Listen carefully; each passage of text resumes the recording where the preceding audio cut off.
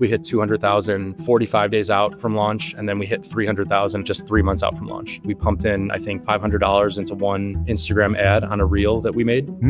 It wasn't even video. It was just like static images. For $500 one time, how many in bookings per day were you getting for that first period? Our average booking size is somewhere between $4,000 to $5,000 a booking. And there were some days we were getting 5 to 6 bookings a day. And then at that point, I was like, this deserves my full-time attention. This is something that deserves to be scaled. Like, there's clearly a gap in the market. We had 10 to 15 people a day reaching out why they couldn't book the dates they wanted because there was already that booked it. We had a wait list of hundreds of people that were waiting for the second one. I would say the better option for no money down to get into like managing an Airbnb would be through co-hosting. And you can co-host someone else's property. And I know a lot of people that have had major success in growing their co-host business and then, taking their cash flow and then starting to invest in properties and buying their own. So co-hosting is like being a property manager on steroids. Like, you're more involved, but you're making more money, right? I know some people that have gotten, 10, 20 co-host clients in as short as 6 months. Co-hosting is a great way to get into the industry. Once I figured that out, the entire strategy of the company changed.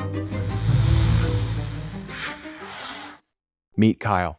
Kyle spent a decade grinding away at corporate jobs at Coca-Cola and Nestle, and then he blew it all up. His savings, lines of credit, 401k, he went all in on a beat-up dairy farm from the 1800s. And this wasn't just any barn. This barn was down the road from his grandparents' place in Wisconsin, where he used to spend summers with his 21 cousins. Now, his dream was to give that same experience to other families and make a profit while doing so. So he bought a barn that nobody wanted in a town that nobody had ever heard of. And then the craziest part about all this, he spent $500 promoting one Instagram reel with 0 followers and made $80,000 before he ever opened. Yes, $500 to Instagram with no experience with content or Instagram or anything.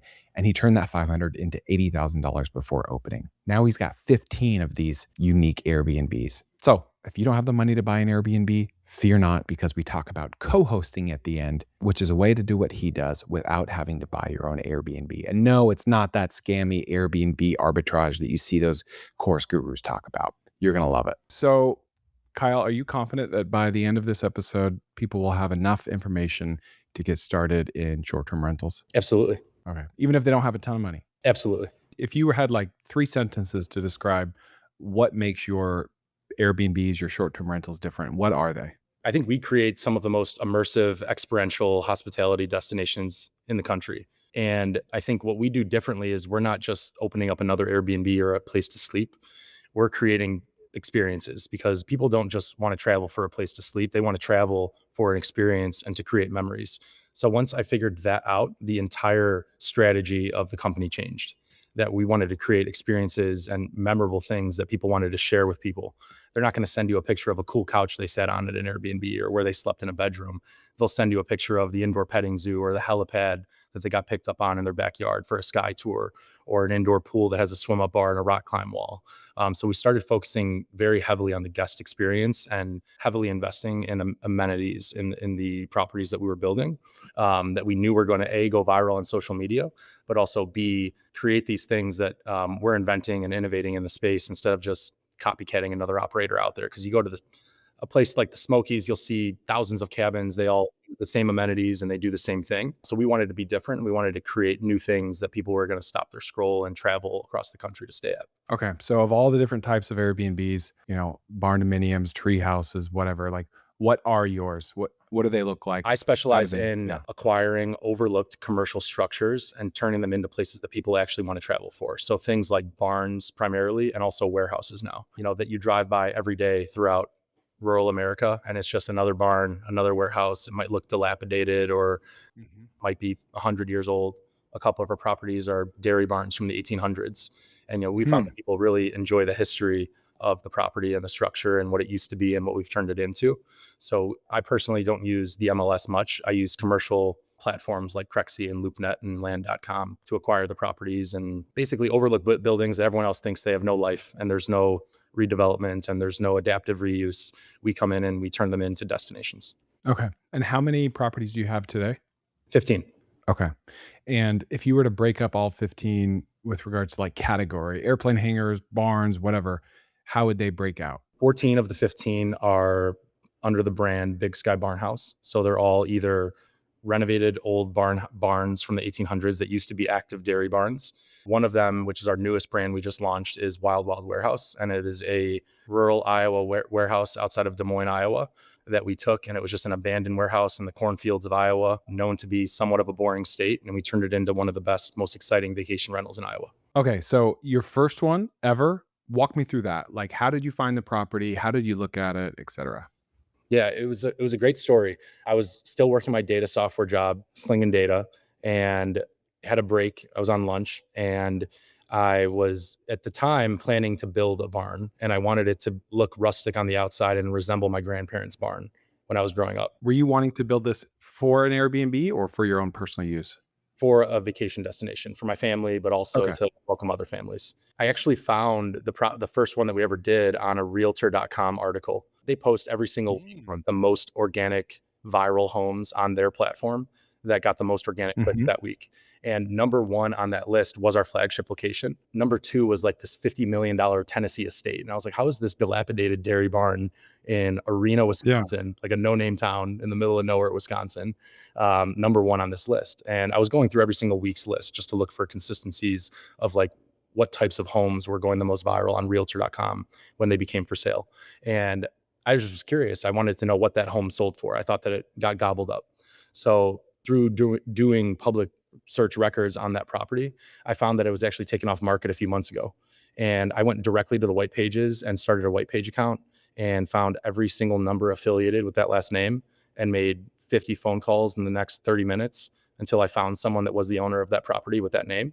And then I was out there 3 hours later touring it and had a handshake deal before I left the property. So that's how I found it. You said it had already sold or it had not sold It yet? was for sale when it hit realtor.com's Yeah, organic home. And then I went to go do public gotcha. search records on if it sold, what price it was for, who's the new owner. But I saw that it was taken off the market a couple months ago.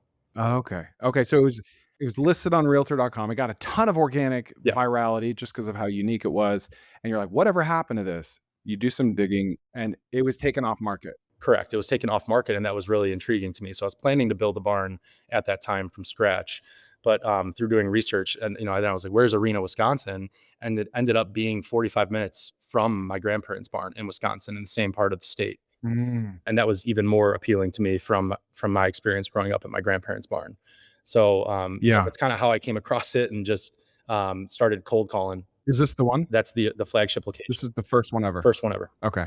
Okay, alright, so did he ever tell you why he took it off the market? It was when the golden era of post-COVID interest rates started skyrocketing in Mhm. 2023. Okay, so the market just softened and he didn't get as much interest as he'd hoped? It started shifting from a major buyer market to from a major seller market to interest rates going up and converting, the pendulum shifts, and he was listed a little bit too high because of all the work that he put into it, and he just took it off market because they were just using it for their family and they owned it outright.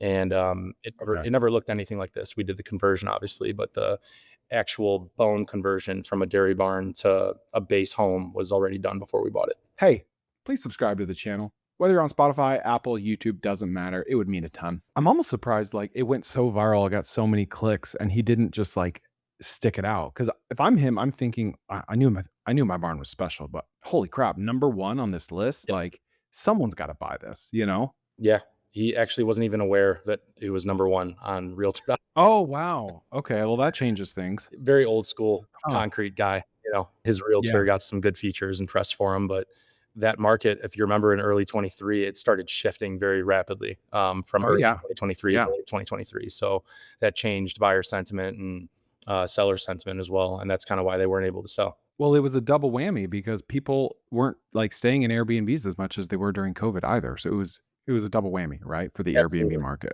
Yeah, yeah, the middle got crushed in Airbnb for a while, and it kinda shifted what it's Yeah. looking towards in the future right now. Okay, so you're like 30 minutes west of Madison, is that right? 30, 40 Give or minutes straight take? west of Madison. Yep. Okay. So you reached this guy off market. It was no longer listed. And what do you say? Like, because this is the hardest property that, most people will ever buy because you don't really have a track record. It's hard to sell them on a vision. You're just selling them on you being a dreamer. Um, what was that conversation like? I'm very open and transparent. I'm big on networking and introducing myself to people that might be good business partners or people that I want to buy or sell from. And I just asked him if he still was interested in selling, and he said maybe. And I just asked if I could come take a look at it, and he said I'll meet you there in 3 hours. And I closed my laptop, blocked my calendar, and got right in my truck and started driving there from Chicago. So this is smart. I love it. For those listening, like if you want to do a deal like this, like potentially a life-changing deal, you got to get in front of the person in person, right?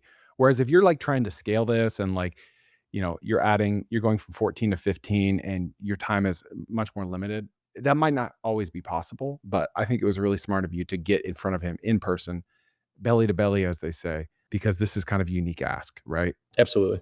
Okay, so I think I found the original article that you saw on Realtor. 945,000. Was that what it was originally listed for? Is this it? Yep. It was originally listed for 945 when it hit market. Okay, and then he took it off.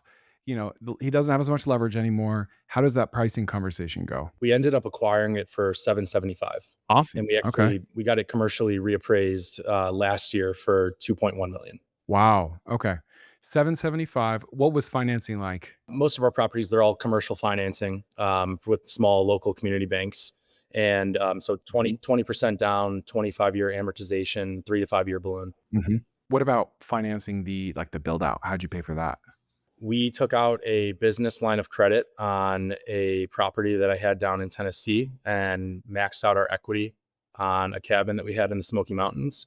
And then I also Okay. took out a home equity line of credit on my home that my family lived in, and then also used a portion of savings. Man, all right. So you just went all in on this. Had you seen any signals from the market like that, or any have you done any tests with ads or landing pages to where like, man, all I gotta do is get this open and I know it's gonna be hot? Or were you just like, it was the number one on realtor.com. I know this is very viralable. It's just gonna work. It just has to. I started seeing trends in unique type of structures and unique types of experiences Hmm. combined with large group stays for family Yep. reunions. And those Yep. three combined with my experience growing up in my grandparents' barn, you have to trust your gut at some extent because people Hmm. say trust your gut, but really your gut is an accumulation of millions and millions of experiences that you have and knowledge that you Hmm. have that you can make in a couple seconds. But when you really break it down, it was those three things. Yeah. So it's interesting because that gut that you're talking about can go one of two ways. Luckily, it went one way where you're like, I know this market inside and out. I know what a good value is. I'm tracking Airbnb, demand. I'm like in this world. So I have a unique insight, an unfair advantage, if you will, into knowing that this is a killer deal and I'm gonna make it even better. Right. So that's one side of your gut. The other side can be total like proximity Yep. bias and confirmation bias. And you're just like you have all this nostalgia for the area and for your grandparents' barn down the road. So like you're over indexing on how much other people will love it, right? And so people can use those same life experiences or data points to make bad decisions because they're extrapolating their thoughts, nostalgia experiences on everyone else, and it doesn't always work out that way. But I think in this case, I mean, hindsight 2020, of course you made the right decision. But I love to say everyone has an unfair advantage, right? Everyone does unique insight, perspective, whatever, like a 4-year-old does about dinosaurs. He probably knows more about dinosaurs than I do. That's an unfair advantage. I do about other things. So you were smart in that you leveraged what you knew into something profitable. And that's the thing. Like I started seeing that the middle portion of the Airbnb market was getting crushed. 2, 3 Hmm. bedrooms and just a place to lay Yep. your head, and being very market dependent. Like people going to Nashville or the Smokies or urban Hmm. city centers. Like even pre-COVID, that was already shrinking, but post-COVID, the middle of the entire market, like 90% of what the middle was getting crushed. So I wanted to Oh dissect yeah. that and find out who was still excelling and why, and where were the fastest growing parts of the vacation rental industry. And it was 5, 6 bedroom plus, unique structures and unique experiences. Yeah. I mean, with some exceptions, like the worst place you could be is a generic 3-bedroom home in Orlando, Right. right? Or a generic 3-bedroom cabin in Broken Bow, Oklahoma, because that's everything. You either need to be, it's got to be a barbell strategy. You need the cheapest, smallest place that anyone can afford that will be booked no matter what, or the biggest place that's 16 plus people where 4 families can split that $2,000 a night charge and it's not very painful for any of them, right? But the messy middle is where like people succeeded during the peak, but are getting crushed today. Absolutely. And A lot of operators compete on price. And one of the biggest pivotal moves that we made as a strategy from a company perspective was competing on experience instead of price. If you can Hmm. compete on experience instead of price and not have to slash prices to try to get people to book your place, but you're competing on the experience that you know you're going to deliver for people in groups. I think that's where you want to be, and you want to be original and inventing new amenities and creating experiences that don't exist is really what we do. Yeah. Now, I mean, I had a 16-person Airbnb a little before this in 2022, and that's kind of where I had my light bulb moment. I started using AirDNA and all these other third-party sites to start researching other markets, and that was my big unlock. Is Airbnb is really good if you have a really big place, a really unique Yep. and really big. And I almost like tripled down and bought a bunch more units, but I didn't. And I'm glad I didn't, just because I've done other things since that were a good use of my time. But I'm tracking. So 775 on this. You put in like 150 and change just for the note, just to buy the thing, and then you leverage yourself to the hilt basically as much as you're able. How much did you end up having to spend on renovations for this? Post closing capex was about 100 to 125,000, and that was to add all It's the not bad at all. yeah. Wow. It was the structure itself was really unique already. It just needed improvements to the indoor pool, the outdoor pool. We love doing Mhm. slides off of decks, building indoor jungle gyms. We built an indoor like jungle gym, commercial playground, renovated the party shed area, which is a different structure separate from the barn. And we put a 9-hole commercial mini golf course where the cows used to be milked on the first floor with an arcade. So we added a lot of those things to it, and in addition to furnishing it and amenitizing it and home decor and whatnot. How did you do all that for 125? It Was was there the first. sweat equity? Like, were you Yeah, getting creative there? yeah. I mean, the most recent ones, obviously, we have a crew of carpenters that work for us mostly for full time. But for the first one, it was my wife and I and our kids, and grandma and grandpa and brothers and sisters, cousins coming by and helping us do the setup.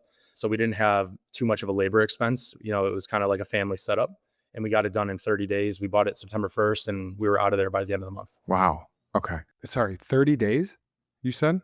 30 days. Yeah, we bought it on September 1st, 2023, and we launched the page September 30th, 2023, and we were up and running. Did you do anything to promote the property other than launching it on Airbnb? We didn't want to rely on Airbnb solely as the only Sure. place where we're marketed. So we started an Instagram page. We did a little case study on what we should call the brand. It should have been Barn something, Barn House. And we landed on Big Sky Barn House. And we started the Instagram page, Big Sky Barn House. We pumped in, I think, $500 into one Instagram ad on a reel that we made. Hmm. It wasn't even video. It was just like static images of the Mhm. actual place, and we were just calling out the amenities. And that one reel, I think, got over 500,000 views and started generating from that one reel 4 to 5 bookings a day from the time we launched the page. Oh my gosh. All right, so you said September 30th, the Airbnb? Yep. And when did you launch this first Instagram reel? I think it was September 3rd or 4th. Okay, so before you opened? It was way before we opened. It was Or while we were there in construction. Yeah, it was okay, a couple okay. days after we bought the property. Creators are moving their podcast to Beehive, and I want to tell you why. So, if you're running a newsletter on one platform and a podcast on another, that's two dashboards and two subscriber lists that didn't even know the other one existed. But Beehive will host podcasts natively now, and you can import your show in minutes. So, every time you drop an episode, your email list will get notified. Or when someone finds the podcast, they can just join the newsletter from the same page. Also, you can sell digital products and coaching sessions through Beehive and pay 0% commissions on all of it. Then you just connect everything to Claude through Beehive's MCP tool, not as confusing as it sounds, and Claude will see your real engagement data and help you plan content around what your audience actually clicks on. One platform, everything connected, nothing skimmed off the top. That's beehive.com/Chris. Use code Chris30 for 30% off your first 3 months. And also, they're not telling anyone what it is yet, but Beehive's summer release event is on July 16th, and it's worth clearing your calendar for. So RSVP for that at beehive.com/summer-release-2026. How did you have good enough pictures by that point? We used a lot of the existing images, and then we Mhm. actually rendered in some of the amenities that we were installing into the images, Mhm. and then we So smart. caveated on the listing page. Some of these images are renderings, but the base home is what it Yeah. is. Check Yeah. back on at the end of the month for the post construction images, and we just caveated that on the page. Yeah, and if for some reason some person sees the real images after already booking, like you're not going to hold them hostage, right? Like who cares? Right. It's worth the risk. So you started a brand new Instagram page for this? With 0 followers. Yep. Okay. Did you post this video organically, let it play out for a while, and then put paid money behind it? Or did you start with Posted it paid posted it immediately? organically for the first week, and then I started the Meta advertising account and then put about $500 into pushing the reel into, you can select your market and demographic and whatnot. I think this is like, I don't know what we're about to talk about, but this has been the biggest alpha, the biggest takeaway for me so far. And results not typical, results not guaranteed, whatever. For $500, you were getting how much in bookings every day?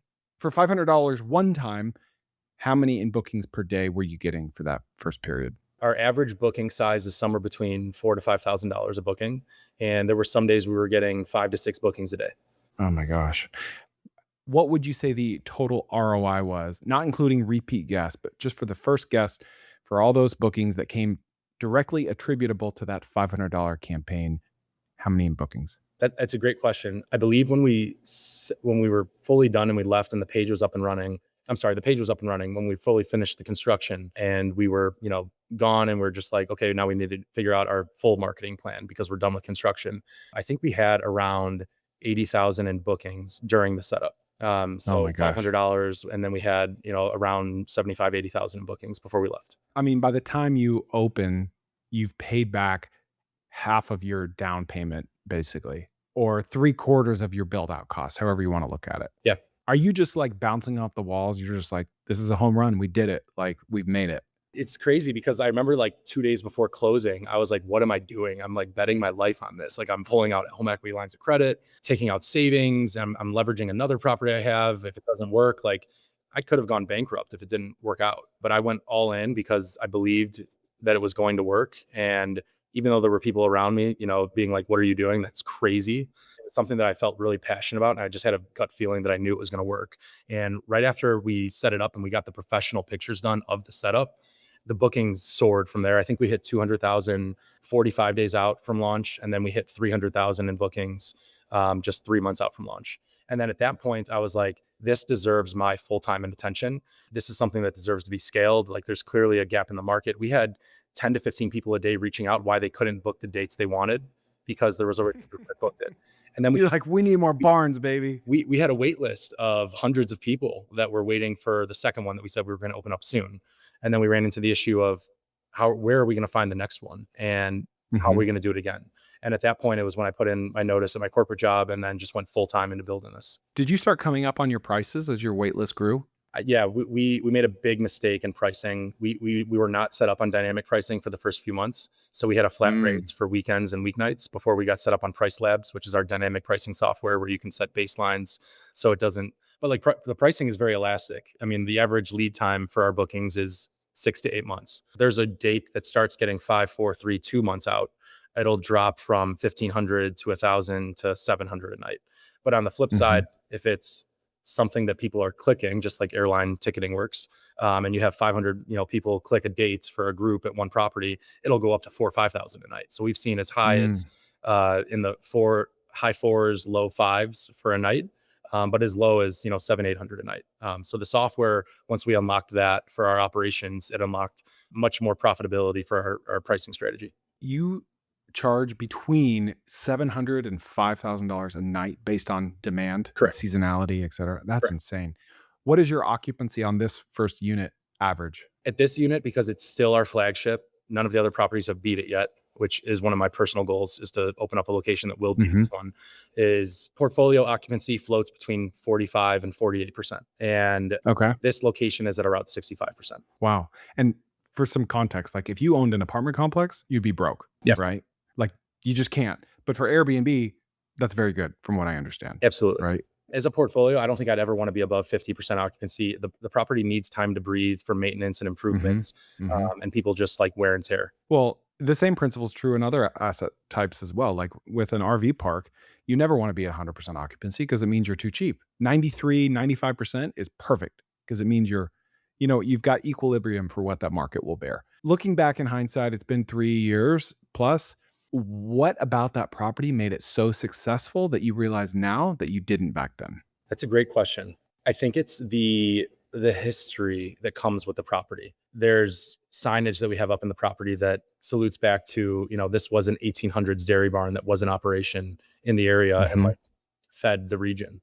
And Hmm. there's history behind it. It's not a new build. There's original owners, and they used to own the 500 acres behind us that you still have beautiful views to. There's a lot to it. I think we are along a US highway, which is similar to like a hotel strategy versus traditional Airbnb. We have a lot of traffic that comes down US Highway 14. Hmm. So I think being along a US highway in conjunction with being a building that was an old dairy barn that was dilapidated, that was converted to something crazy, unique, and special, but also having the mass amount of square footage that we just have with an indoor pool and an outdoor pool. None of Hmm. the other properties have indoor outdoor pools with the historical component of being a building like this. And it's just a great area. It's not just Madison Metro, which is one of the fastest growing metros in the Midwest, but we also have all of the Frank Lloyd Wright tourism down in Spring Green Mm. that people have to take Route 14 past our property to go to. Okay. Do you have any bearing on what percentage of your sales come from your location, just drive by? We did put up a 100-foot mural on our structure facing the highway recently, and I think we've gotten a lot more through organic search from that. But I would say, it's hard to give an exact number to that, but I would say somewhere Hmm. between like 10 and 20% through organic. Wow. Now, if I got these numbers straight, your first 3 months, you you made all of your money back, right? Give or take 150 on your down payment, give or take 125 on your build out, and you made 300 grand in bookings the first 3 months. Is that right? In bookings, but they were paid out over the next 12 months. Sure, they hadn't been all fulfilled yet, but Correct. that's crazy. Okay, so 2025 for this unit alone, what was your revenue and profit? Revenue was around 330,000 and profit was in the low 40 percentile. 40. Okay, so like 100 and 40,000. Is that right? 130 profit. Around there. Yeah, and we did do a refinance too, so we were Okay, compressed a little bit to pull out equity, but it was between, I believe, 130, 140,000 net profit after OpEx. wild. Okay, so you make back your down payment every year, basically, and your payments on this. Are you still have a note on it? Yes, Payments are what through 4,000 a month. they were before we refinanced. So we refinanced at the new value of Okay. 2.1 million. So we got the new note. Okay. We still left 30% equity and we did a 70% LTV. So our new note is Okay. 1.2 something. So I think it went from 5,000 a month in principal interest payments up to, I believe it's 9,000 a month now. Okay. And it was you got an appraisal at 2.1, you said? Correct. Okay. So just to get our listeners or viewers up to speed, pays 775, puts 20% down. He puts 125 grand into it. So you're all in 900 grand, give or take. Cash out of pocket, you're all in almost 300 grand. It performs very well. You say, hey, let's get an appraisal in here. And you had it appraised as a short-term rental, which is a big difference than as a piece of real estate that's going to be listed on Zillow, right? Correct. So you get it appraised. Someone who knows what they're doing with short-term rentals, they say 2.1. You say, awesome, bank, let me pull some money out. They say, we'll lend you 70% of that 2.1. So you refinance it and you pull some cash out and presumably put that cash into another property, Correct. right? Yeah, that funded our next 3 properties through the cash out. Wow. Okay. What did your, we don't have time to go through number 2 through 15, but what were some highlights from properties number 2 through 15, especially number 2? I'm curious how the second one looked compared to the first one. Yeah, the second one, we went down to the Bourbon Trail. So we went to Kentucky and we opened up our first location down outside of Lexington in Lancaster, Kentucky. That one was a newer built barn dominium. So the strategy is, not just old barn houses, but barn-like structures, commercial-like structures, and new barn dominiums. And this one was in the heart of the Bourbon Trail. So there was major horse tourism and major bourbon tourism that carries that market. And it was an underserved market. There's a lot of demand 12 months of the year for bourbon tours on the Bourbon Trail. And obviously, with Louisville and Lexington and all the hundreds of distilleries there, that was really appealing. Just really digging into the Air DNA and B&B Calc data. That market really popped out at me there's a lot of barn-like structures in horse and bourbon country. And there's a lot of people that are willing to travel for that experience. Were you concerned at all that you didn't know that market anywhere nearly as well as you did the first market? I was, but I feel like if you have an emotional attachment to a certain city, because everyone always wants to invest in their backyard, they want to be able to have a 30-minute or 1-hour drive to somewhere they invest, and that's very limiting. So Hmm. I just removed that entirely from our strategy and started looking at it from a data perspective. Like, where does it make the most sense to deliver an experience where people are going to travel to, and it'll still be a part of the Hmm. brand, but still be within the Midwest corridor where we're building our audience that is fast growing on social. If I forced you to choose one thesis for this entire business model, is it make a product, a property so good, so viralable that people can't help but to share it. And whatever we share about it is much more likely to go viral than a generic property. And that is going to do our heavy lifting on the marketing side. Is that the thesis? I'd say so. I would also say that the thesis is to create a moat. If you don't have a moat around your vacation destination or your business, it's going to be very easily replicable, and people can just come Hmm. in and copy it. And when you Hmm. create a moat around your business, whether it's the market or your strategy or the Yeah. amenities or the property type, and the structure type, you create something that is very hard to copy. And I think that's what Yeah. we try to focus on. Yeah, because like up in Wisconsin, like anyone could start an Airbnb that had a dairy farm theme, right? Cool, whatever. But how many other people can buy a competing property within a 30-minute radius that literally used to be a 100-plus-year-old dairy farm that fed the region, that was still habitable? It was like it had to check so many boxes that was your moat. You couldn't copy and paste it. Absolutely. Yeah. From property type to, even just going to like rural markets. Like, rural markets are overlooked a lot too, in addition to the property types that we go after. And a lot of the towns that we go to, they're less than 1,000 person towns. And they're Mm, in rural America, given an hour drive to a major metro, but they're in rural Midwestern America.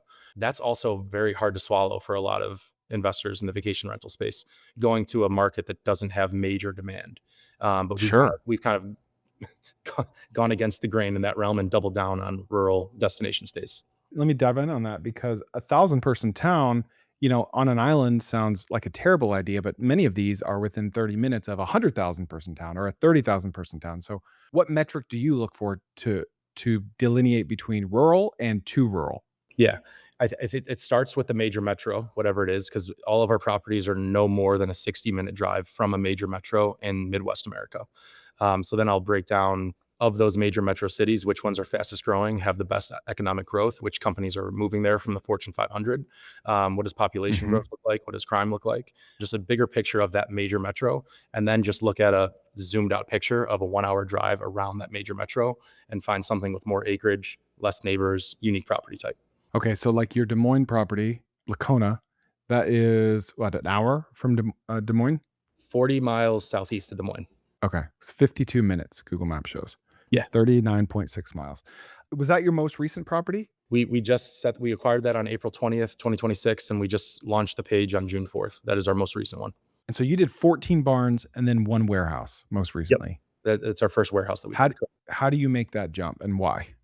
We built the Big Sky Barnhouse brand from 1 to 14. And I built this brand a year ago, and it just kind of has been sitting on the back burner. And Wild Wild Warehouse is kind of like the wild child born from Big Sky Barnhouse. It's more eclectic, it's more fun. And in my opinion, when you have warehouse space compared to like barn dominium or barnhouse space, you have sometimes 5 to 10,000 of massive wide open square footage with 16 to 20 foot ceilings, and like a Mm, 105 by 50 foot structure where you can stack that's just a blank slate. blank slate canvas. Yeah, blank slate. It's like a dream for a designer builder to come in and put an indoor pool, full court basketball, commercial playground, karaoke bar. Most properties just don't have that amount of space to stack something in Mhm. one space and put it all in the same room, because that's going to really appeal to our guest avatar. So really breaking down what our guest avatar was looking for from the barns, we wanted more wide open square footage to heavily amenitize wide open square footage spaces. Okay. How many square feet is this, warehouse? It's 8,000 square feet now. It was about 7,000 when we bought it, and we added a second story to the warehouse with like a motel style overlook with new bedrooms. Okay. What, and then break down the numbers on this. What'd you pay for it? What'd you put into it, et cetera? Yeah, the new financing structure that we've been doing on the most recent deals is acquisition plus build out, with a commercial lender. So we bought it for Okay. 400,000, and Phew, our nothing. build out cost was 550.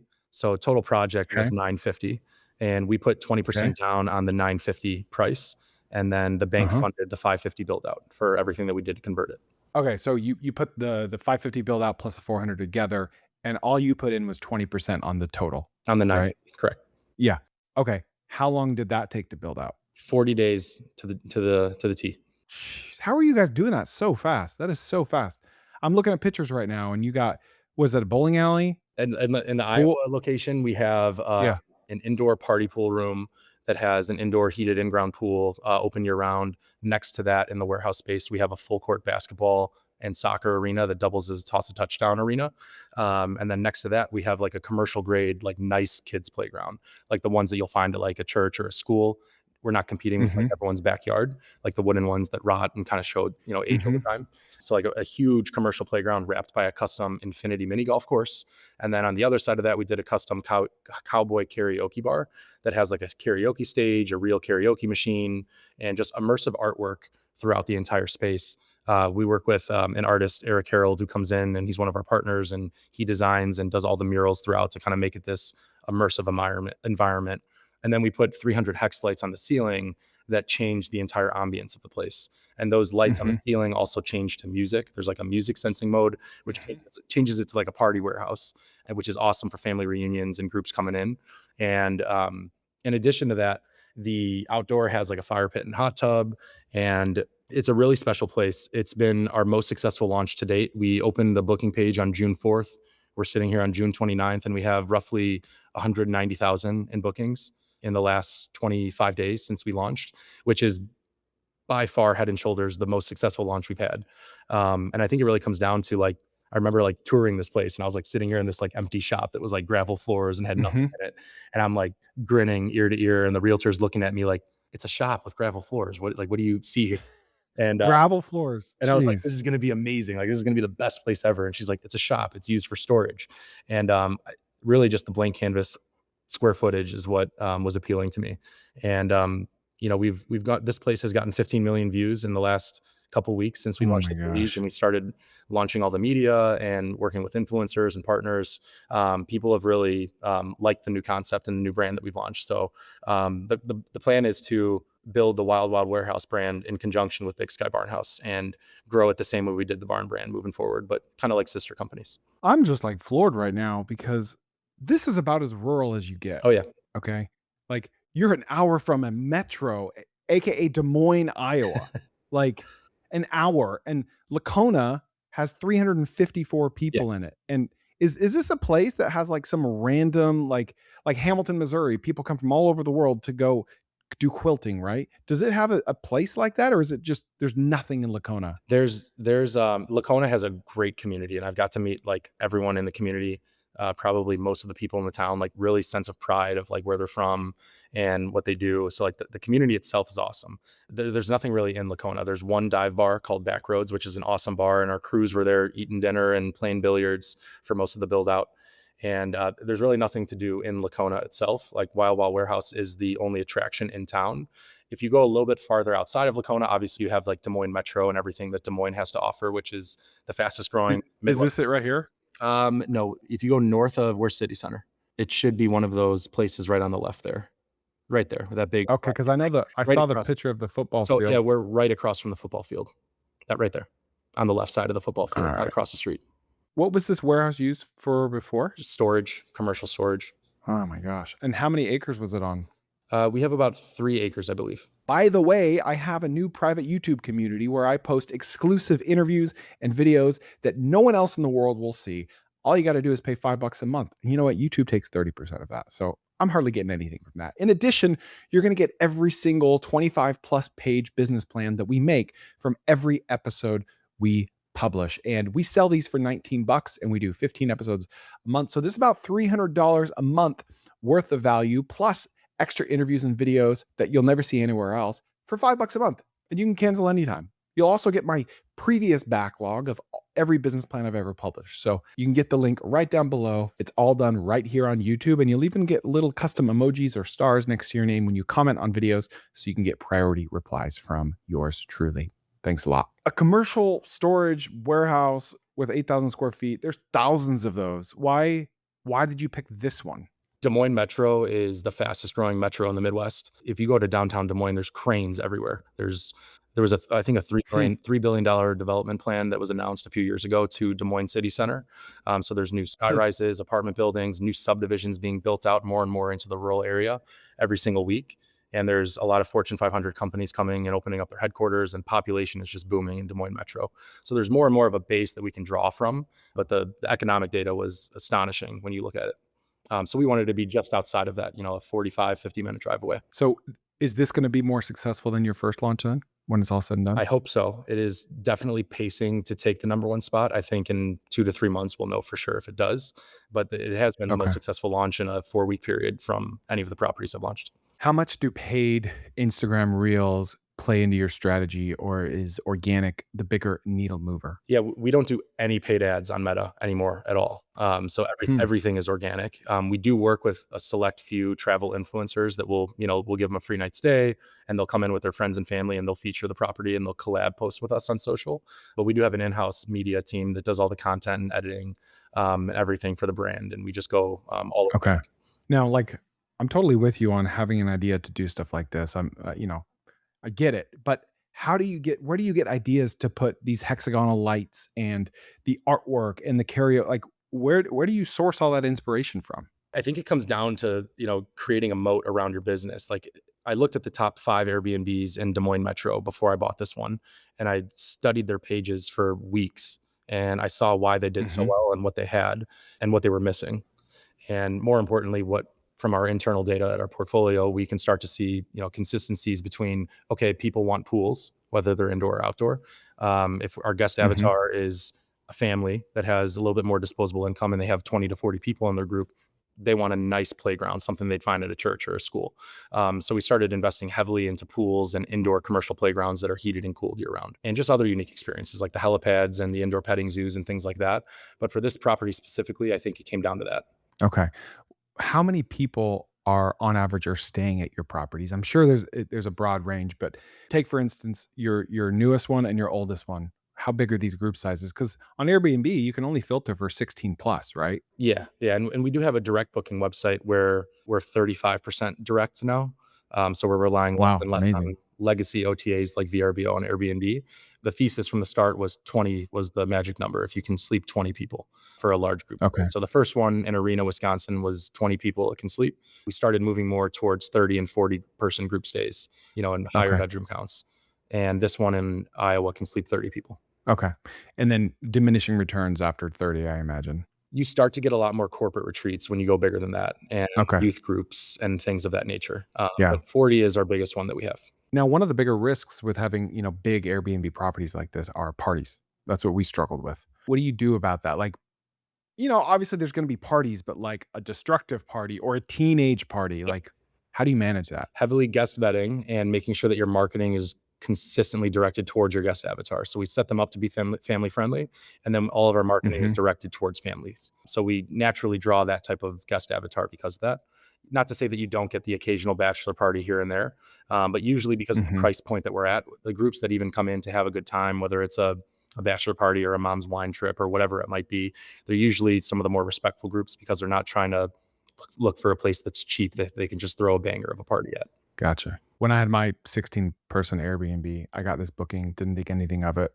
And this stranger with an anonymous account DM'd me on Airbnb and said, "Hey, look at this screenshot." And it was a Snapchat screenshot of someone announcing my property as a party for like high schoolers. They were charging like $5 a head. And I'm like, "Thank you so much. I owe you dinner at the very least." I canceled the booking. I'm sure I avoided some craziness that night, but there were also some parties that slipped through that were major headaches. Airbnb's done a great job on their platform to mitigate like fake accounts because we've run into that a few times where we've had to have law enforcement remove groups that had fake accounts that booked it for something similar. Wow. But they've Yeah. increased their measures on making sure that there's no fake accounts doing anything like that. What tools do you use for doing research? Like, what is your total tech stack for like pricing out, competitive research, like finding new areas, new properties, et cetera? Great question. We use Hospitable for our property management software.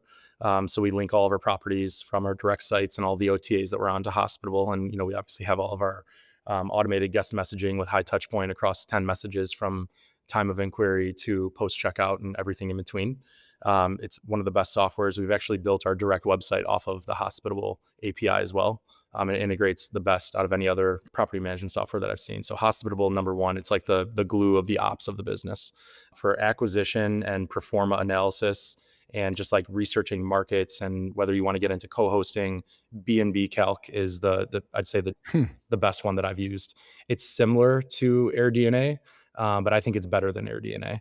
And it is a software tool that you can use. You can type in any address and you can get a general overview, but then you can go in and modify it and tweak it and make it completely customizable, even add in your own branding onto it. You can share it with, realtors, bankers, investors. You can do your own pro forma analysis, and they have a new markets tool where you can like compare markets side by side and even like operators of property management companies side by side. So it's a phenomenal tool that it's probably one of the biggest components of like how I've been able to scale is effectively using B&B Calc. Okay. Anything else of note? Any other tools? We use Claude, Gemini, and ChatGPT quite a bit as well for the design and build out phase Okay. and for inspiration on our renderings. I'd say like a lot of these designs that we have, they're very immersive. They're very much filled with like artwork. How do you render an indoor pool with a rock climb wall that has a swim up bar? Or how do you change a warehouse from nothing to something? So for rendering design and coming up with inspiration for what we want something to look like, we use those three apps a lot for a lot of our renderings, which could be very costly if in the past you had to get CAD Yeah. drawings and work with an architect, and it would have taken weeks on end to get something back that would have been a first version. Within minutes, we can have first, second, third renderings within, just a couple minutes. So we use that quite a bit for Okay. inspiration and developing. When you first spent that $500 on your first property, did you like geofence everyone who saw that ad to a certain area or not at all? If I remember correctly, we put in certain zip codes that we knew people were traveling to that area for. So it was very Madison, Wisconsin heavy and like Metro Madison. Mhm. But then it was very like other big major metros within a 3 to 5 hour drive from Madison as well. So obviously, Chicago, Minneapolis, Des Moines, Southwest Michigan, every other major metro in that area. If that first campaign went so well, why not do more paid? I mean, obviously you're getting plenty of eyeballs, but even more eyeballs equal, higher rates. We've started to go viral organically on social and grow a big following from that point. The organic views and like really honing in on that strategy was just a better use of our time and better dollar spent with like hiring an in-house content team. Gotcha. 2026, this year, what do you think your total revenue and profit will be across all of your properties? We're pacing towards 3 million gross across the portfolio, and there should be Wow. somewhere in the 40th percentile for gross profit. Wow. Okay. What other like Airbnb niches do you think that are really hot right now, but you're too focused on to chase after? Homes that have their own private pond or own private lake on the property that you don't have to share. I'm under contract on one right now. So Are you that really? sounds good. Yeah. That's Not for Airbnb, for my own use case, but it's nice to have that in my back pocket. Yeah, and I would say, like, homes that just have, like, massive acreage, that you can put things in, like ATV trails and, like, golf courses Hmm. and things like that. Golf is a huge amenity, whether it's mini golf or a par 3, or a putting Hmm. green or bunkers or whatnot, or just golf carts on the property. Golf is a big amenity, across different applications that I would say is pretty big. Hmm. Yeah, I'm under contract on a 231 acre ranch right now. Really? Where at? 50 minutes from downtown Dallas. That's awesome. It's for like me and my family, like to just hunt fish, but there's like a 6 acre pond. It borders a small river. Like it's got everything. There's no home. There's a shop, but there's no home yet. But it's something I plan to own for the rest of my life. That's awesome. So Are you west yeah, of Dallas or what direction? it's northeast of Dallas Okay, cool. and 45 minutes from my house. So Very cool. That sounds awesome. yeah. Yeah, I'm gonna get a big excavator and dozer and I'm just gonna have fun out there. That's But the dream. okay, so acreage, ponds, anything else? Any other type of random niche? If you're not gonna go big, I would say going small would be the move, but, like, avoid the middle. Like, 2 bedroom to 4 bedroom is where you're gonna Mhm, get crushed. I would say avoid urban city centers just for zoning and neighbor purposes, but also, like, if mhm, you're gonna go small, like, just go 1 bedroom cottage or 1 bedroom, couples getaway. If you're not gonna do, like, the large family reunion, I would say, like, the couples getaway is definitely something I'd be interested in, but I would do it in a way where it was more of like a resort where you have, like, 10 or 20 like couples getaway cabins on something that has a pond or a lot of outdoor amenities that can be shared, which I've seen a lot of developers kind of getting into. And it's still within the unique experience build out, but it can be a couples getaway where you have, maybe 20 or 30 Airbnb pages. If someone wants to book it for every single one and you have couples that want the whole place, great.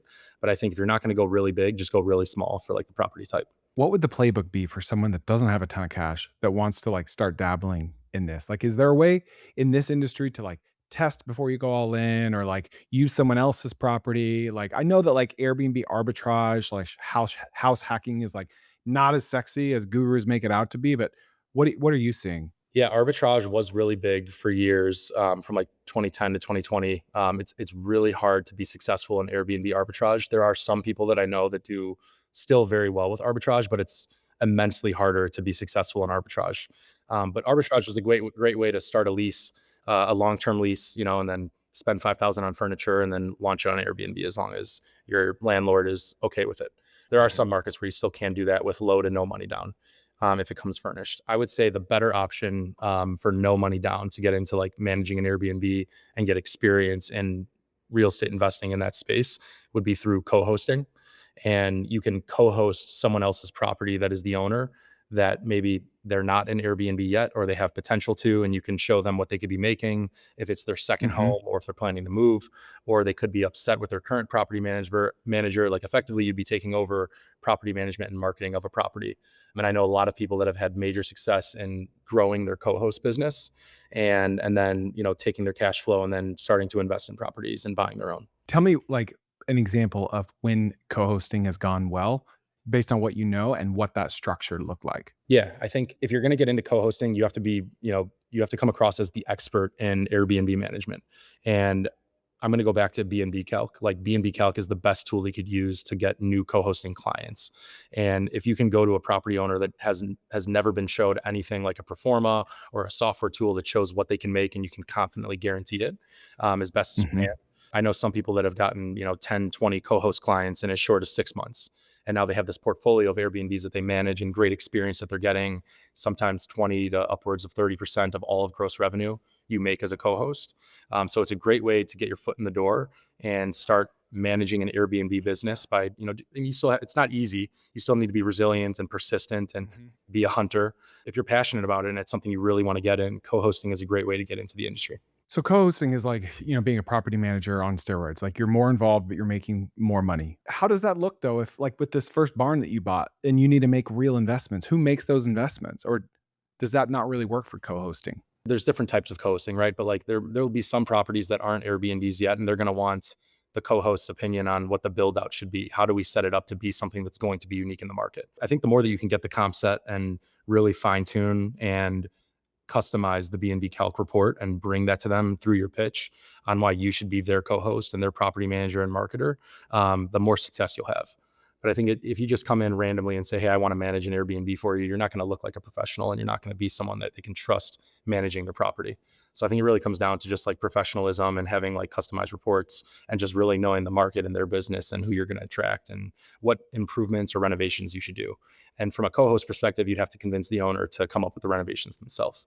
So it's a Okay. little more difficult if there's major renovation involved versus if it's a property that maybe has 5 or 6 bedrooms, it's in a great market, and they use it as a second home, or they're unhappy with their Yeah. property manager. You can come in and kind of swoop under them and get a contract signed. So is it safe to say that the playbook for co-hosting, if you have no experience or much money at all, would be to use some of these cheap tools to find like a high demand area and a high demand unit type in that area? And then just do cold outreach, look at the tax records, Zillow, Redfin, whatever, to find some properties that fit that criteria. Do cold outreach to them and say, hey, FYI, I'm pretty tapped into this market. Did you know that your property would rent for 1,200 a night and would stay rented 50% of the time? I can manage all this for you. There's no risk to you. I'm going to take 30% of the gross revenues, but I will manage literally everything else. Is that kind of the pitch and the strategy until you get a yes? 1000%. But I think before you go do that, I think there's so much free knowledge on podcasts out there Mhm. about co-hosting. I've spent months on end learning about things in the Airbnb space on podcasts in different realms, before really just attacking the market. So I think just like all the free knowledge that you can just gather out there first from John Bianchi, Jeremy Worden, Bill Faith. There's a lot of people out there that really taught, and Patrick Switek, out in Joshua Tree. I was at his conference a couple months ago. Awesome dude. He runs one of the biggest co-host companies out there, at the co-host company. I think like learning from like their podcast and everything that they put out there, and potentially, either working with them or just learning from their free knowledge that they drop. those avenues before you go out and just start putting the work in. I think having like a good base knowledge and understanding before just like attacking the market would be a great way to start. Well, where can people find you or your properties? Yeah. On Instagram, you can find me at Kyle Miklaszz. That's KyleMiklaszz. And then our 2 Instagram pages that have all of our properties and everything we do are just Big Sky Barnhouse and Wild Wild Warehouse all across social. Kyle, thank you so much. Yeah, it was a pleasure. Thank you, Chris. If you like this content, please share with a friend, hit a like or a comment below, and we'll see you next time on the Koerner Office.